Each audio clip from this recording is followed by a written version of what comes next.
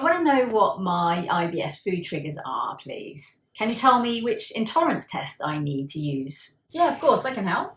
How about hair analysis? I've heard that works. Yeah, so hair testing. So even though they use it to test for recreational drugs and mercury and lead poisoning, it's a no for food allergies and intolerances. How about IgG? Yeah, you can Google IgG food intolerance test and you'll be hit with shed loads of companies selling you the dream that if you buy their test, you'll know exactly what your food triggers are. Of course they're going to say that because, you know, they've got something to sell you. And I've made a video on this where I go into more detail, so you can check that out and I'll put the link in the description below.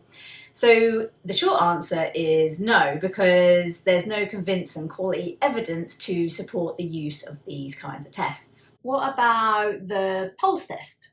Hell no! You eat some food and if your pulse increases, you've got an intolerance. No. Okay. Well, not sure how you say it, but what about, I'm not sure. Is it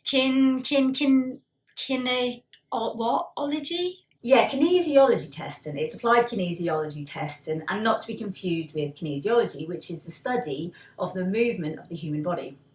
And applied kinesiology, also known as muscle testing, muscle strength testing, and manual muscle testing. And this is where you hold the suspect food trigger and the practitioner, you know, the person that's testing you, they test your muscle response. Does that sound like it's going to work?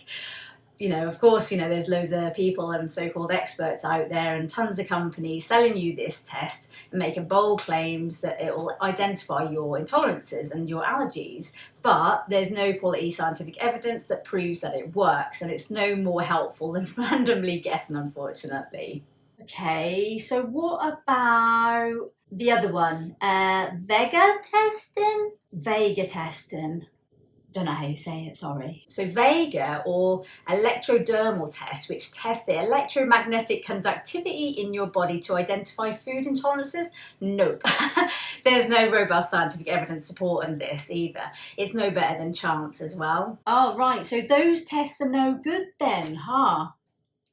But what about that ACT-CAT stuff, that ATCAT or whatever it is? I don't know what it's called, what it stands for. Antigen leukocyte cellular antibody test. Bit of a mouthful, hey? So practitioners use this test to supposedly identify intolerances to environmental agents and foods by taking some blood and then assessing the response of the white blood cells. It's not effective in finding your IBS triggers. No. So none of those intolerance tests work then. So what should I do then? I have no idea. Can you help? So what you can do is work with a registered dietitian that specialises in IBS rather than gambling your health and well-being on these unproven intolerance tests.